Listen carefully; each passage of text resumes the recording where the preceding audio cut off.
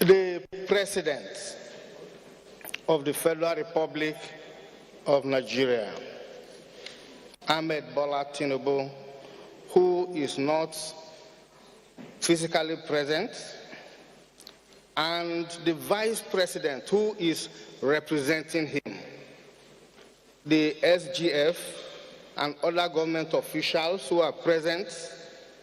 I don't want to ridicule myself by going through a protocol list that I cannot manage well. I therefore want to skip that and go to my presentation. I think the SGF's address captures all that one can say about the importance of today, so I won't do that. But I would like to tell or speak to three important issues about democracy before I go to the presentation, and I'll be very rapid. I won't take a lot of our time. The first one is that everything about democracy is about struggle, it's about contestation.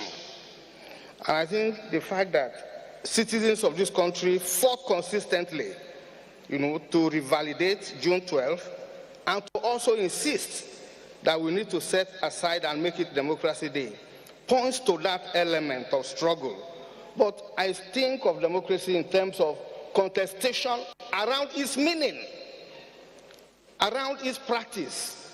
And if you look at the literature, there are more than 3 types of democracy. So just to point to that, important issue. The second one is that democracy cannot survive unless there is commitment on the part of citizens. And when I talk about citizens, I'm talking about leaders, elected leaders, because they are also citizens. I'm also talking about followers, because they are also citizens. But what I really mean is that what you require to sustain democracy is democratic citizenship, whether you are a leader, whether you are a follower, so that you show commitment to the values, the enduring values of democracy, which includes negotiation, which includes consensus building, which includes trade-off, and so on and so forth. The third point, and I think we need to bear this in mind, so that we are not carried away because we are celebrating 26 years of democracy. And that third point is that, and you can go to the global arena to understand what I'm saying, is that democracy is not a unilinear journey. There is nothing to suggest that you can move rapidly and smoothly from point A to the last point. Democracy itself is challenged by internal contradictions. In fact, if you read the literature today, they're actually talking about the contraction of democracy. The kind of enthusiasm we had in the early 90s has waned. People are now talking about democratic backsliding. And I think we need to guard our democracy. Let us not assume that it will progress on a smooth journey. And so this is why vigilance is important. I miss the fact that the president himself is not here today physically, but he will hear this story. For me, the most defining moment for Nigeria's democracy, going back to 1999, happened in 2003, when one of the major parties in this country became so comfortable that said it will rule this country for 60 years. But what the president did, which I want to speak to, is what happened in the 2003 general election, when the AD, the Alliance for Democracy, was uprooted from all the states in the southwest, with the exception of Lagos. And I said to myself, if Lagos gave way in that year's election, democracy would have died before now, because it is Lagos standing still and the then governor using that survivor to rebuild the party, then move to another party, and then reinvigorate that party in the Southwest. That was a singular factor that preserved multi-party politics at that time. And I think he will remember this, that it was a great service to democracy. Your Excellency, the Vice President, I won't spend a lot of time, and there are 3 objectives that I'm going to speak to in this presentation. The first one, I'll focus on and pay attention to key progress that we have made in our electoral democracy since 1999.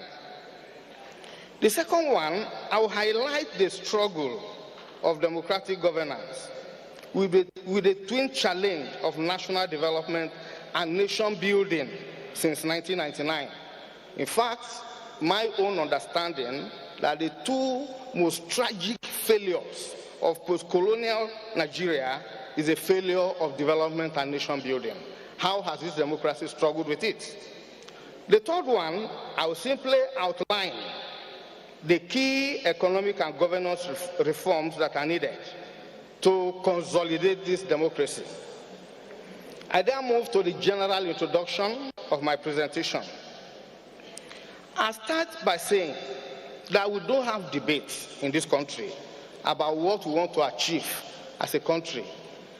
The ruling elite of this country, military, civilian, already have a consensus on what is national development. And if you want to understand, go back to the second National Development Plan document that spoke very well about the need to create a just and egalitarian society, a land of brightness and opportunity for its citizens, a great and dynamic economy, a free and democratic society, a just and self-reliant nation.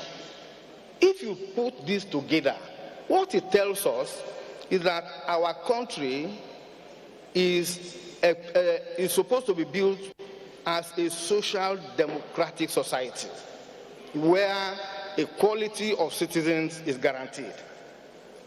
And that is why the Chapter 2 of the 1979 and the 1999 Constitution are very clear.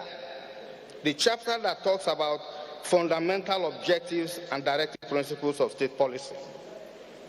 If you read the Chapter 2 of our Constitution, what it envisions is the realization of what I call social citizenship.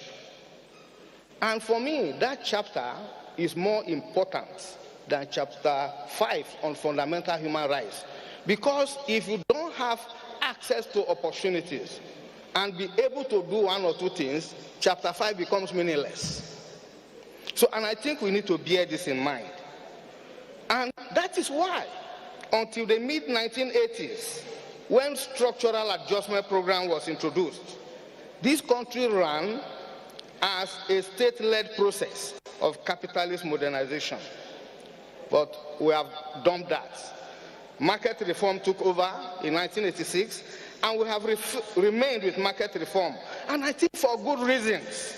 For those who have read that era of state-led process of modernization, you could see elements of waste, you could see corruption, you could see government inefficiency, and you can see entrenchment of patronage politics. These things are well documented. I don't need to go over them. But if you review the SAP era, you will agree with me that it didn't help many African economies, including our own, where industries disappeared, where the value of the domestic currency became thoroughly weakened, and so on and so forth. And Nigerians, like other African countries, in that context of wanting to transit from that economy or society where government held everybody down, decided to support democratization. And that is why we have been in democracy since 1999. But I think there are other issues I want to draw attention to, and that I will just take the last one, and that is the whole problem of absence of national unity and integration. It doesn't matter to people, what it means to be a Nigerian. A pan-Nigerian identity is lacking. People talk about their ethnicity. Sometimes they talk of their indigeneity. But let us remember that all these things are about political exploitation of our differences. We need to live the spirit of one Nigeria that is focused to be a leading country in Africa in this century. Mr. Vice President, having said this, I'll simply talk about democracy since 1999. There are a few things I want to point to. Regardless of theoretical positions about democracy, democracy has a simple meaning. It presupposes the type of government or political system ruled by citizens. And democracy is underpinned by certain non-negotiable values. And this includes substantial individual freedom of belief and opinion, the right of all adult citizens to vote and to run for public office, genuine openness and competition in the electoral arena. There are many more that I don't want to go into. Now, if you look at democracy, election is a key marker, and I think we have done well since 1999. Particularly since the electoral cycle of 2007, when, even before results are collated, the president is announced. I think there has been a lot of improvements in our election. We have seen alternation of power since 2010 at the national level, and many cases of alternation of power at subnational level. We have seen peaceful transfer of power, because this is exactly what democracy needs to do for Africa, because that's where the African crisis begins. Once you have sit-tight leaders that don't want to go. So democracy in this country has brought about respect for tenure of office. And I know the fight in 2007 when Nigeria said, no, there must be respect for that constitutional limit, to terms of office. At the same time, I think we have made progress, but there are also challenges. And if you talk to Nigerians, they talk a lot about the deficit and lack of public trust in our electoral process. Sections of the political class and civil society are very, very bitter that this is not the type of electoral democracy we need. But I said, particularly with respect to the 2023 general election that has been taken to the cleaners, that there are many things we forget to understand about that election. And what is that? That election, for the first time, resulted in the most diverse parliament. In that election, about 5 governors were stopped from going to Senate. In that election, there were many successful cases of mandate protection across the country. In that election, technology did a lot in terms of intervention, so that even as we complain about 2023, we need to realize that democracy is a journey and that we have not done badly and there is room for improvement. Now, one of the things that Nigerians have never debated, and I simply want to raise it, but I won't discuss it, and that is the fact that we are practicing the type of democracy that is called liberal democracy. And this type of democracy has become a global project. That is why the IMF and the World Bank, that's the one they are driving, that's the one they are supporting. This democracy has a major weakness because it's really not about democratic accountability to citizens. And that is why, for a democracy of this type to work, you need a very strong civil society, you need citizens, and so on and so forth. But a time will come that we need to debate the type of democracy we need as a country. Now, the overall consequence of what democracy has not been able to complete with the task of development is what you see in the big human security problem of this country. A section of my paper has actually outlined those. Because I don't want to waste time, I will simply mention a few of them. How come that a country so endowed with resources, with human capacity, and with good people will today have the largest deposit of poorest people? Is something we need to think through.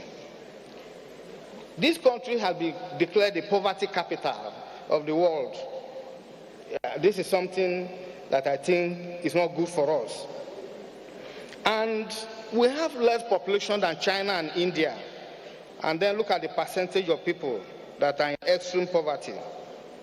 Look at fragile state index and all other key indicators of development. We are not doing well.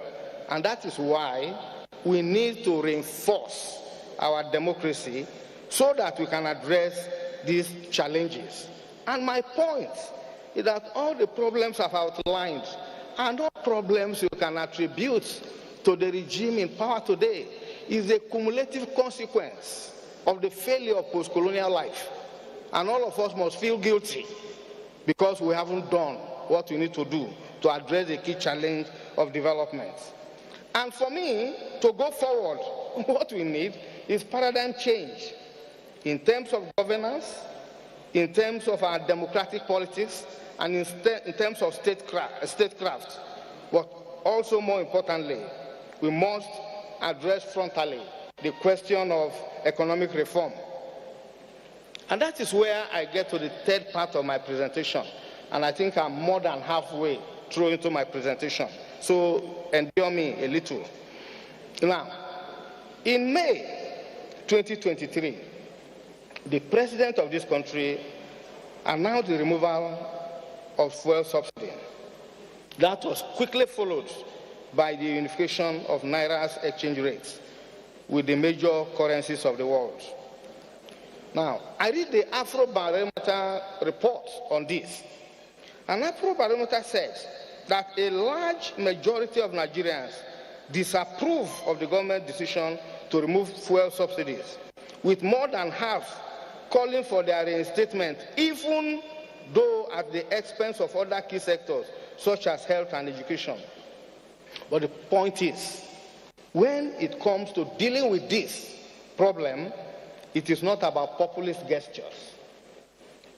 What you require is courageous decision-making, bearing in mind the trade-offs that are involved. So, the point is that there was no way, if you were realistic, that you will continue, particularly when you are privy to reports on the corruption that has attended to fuel subsidy regime in this country, and the fact that the target people don't even get to benefit from subsidy. But we must be able to confront corruption at another level, because even countries that tell us to remove subsidy give subsidy. They give subsidy. But that's not the real point I want to make. My point is, yes, these two policies have done a lot in terms of increasing the cost of living for many Nigerians, especially the low-income households. And of course, it has driven inflation primarily by escalating food and fuel prices, and foreign exchange volatility was also a key problem at the beginning, but this is stabilizing. Now, we have seen a lot of positive outcome from the reform. So even if you were an extreme critic of the reform 2 years ago, you need to be a bit sober, and I'm relying on government official statistics about what has happened in the context of the twin reform that we are dealing with. I won't go into the detail. But we have seen growth in the economy. And without growth, you can't tackle poverty. Growth is good. The problem with growth is when it is not inclusive. So once you are achieving growth, you have crossed the first bridge. The second bridge is how to make this growth inclusive. How can you address the problem of poverty? These are the kind of things that you then, and that is why I think a lot has been done. In the last 2 years, we have heard about reviving scholarship for students. I went to school in my days on government scholarship, but it disappeared. So this is becoming something that I think we need to support and introduce transparency into that process, because it will solve problems, particularly for people who came from my type of family background. We have also seen remarkable impacts of deregulation in terms of making money available to support poor households. I'm talking about what we have achieved in terms of national cash transfer program in the last 2 years. We have seen in health and social welfare benefit accruing to Nigerians. Revitalization of primary health care centers. Women are enjoying free access to cesarean operations. We have seen economic diversification in this country, with non-oil exports accounting for a huge part of government revenue. We have seen wage reform. I see youth corpers, they are now earning 77,000 per month. And my son who entered camp today will also enjoy. So I'm very happy about that. And you can go on and talk about the benefits of the reform. So the problem is not that we have reform, but it is to be careful.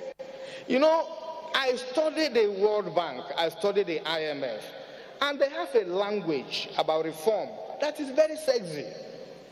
They kept on telling us that post-colonial Africa made a choice between two roads, one wide, smooth, but leads to disaster. And that there's a narrow road full of thorns and leads to eternal life. If you are familiar with the Bible, you know exactly where this is coming from. So they said, Africans chose that wide road, and that's why we entered political perdition.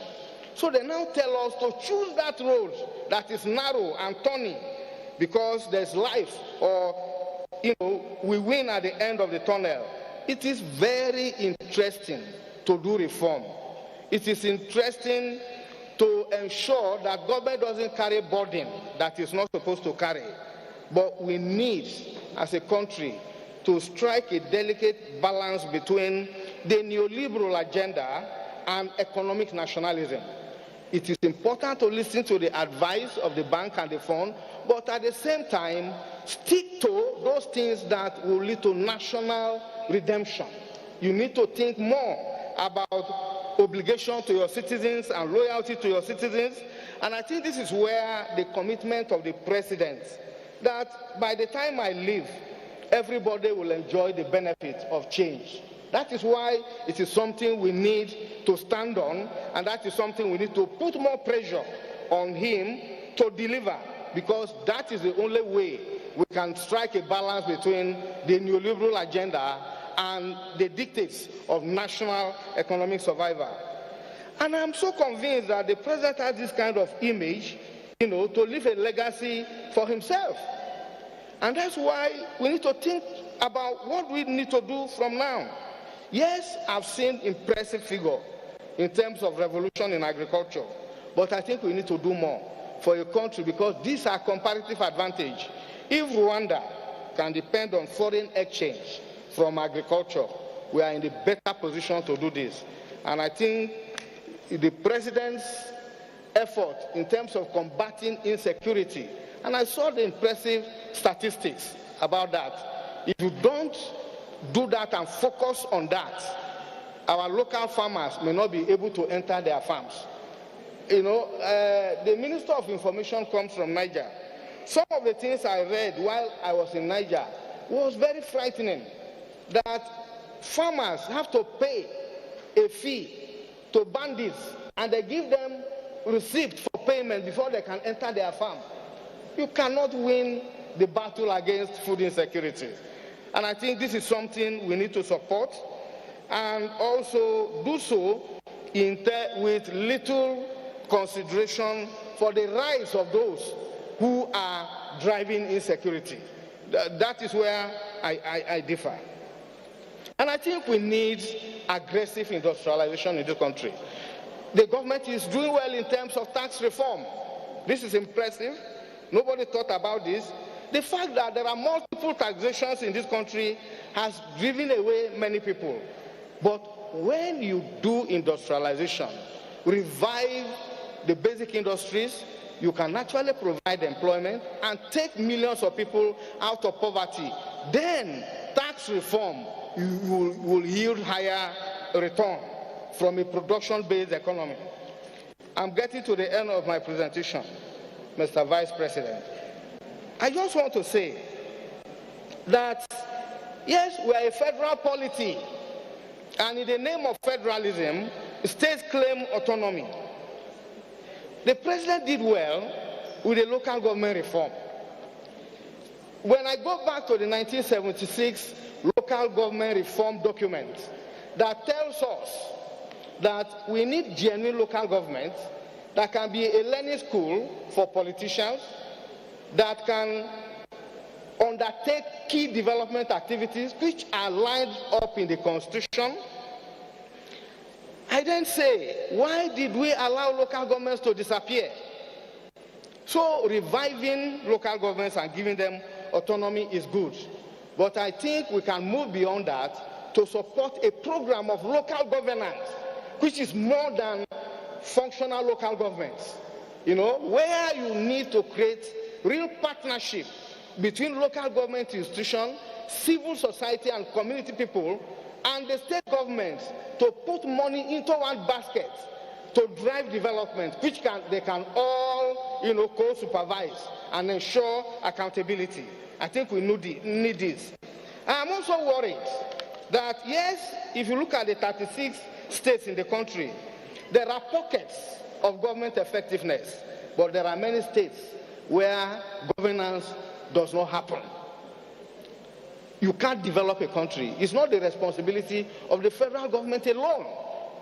And we need to leverage on the strength of federalism and intergovernmental relations to connect the three levels of government to drive development.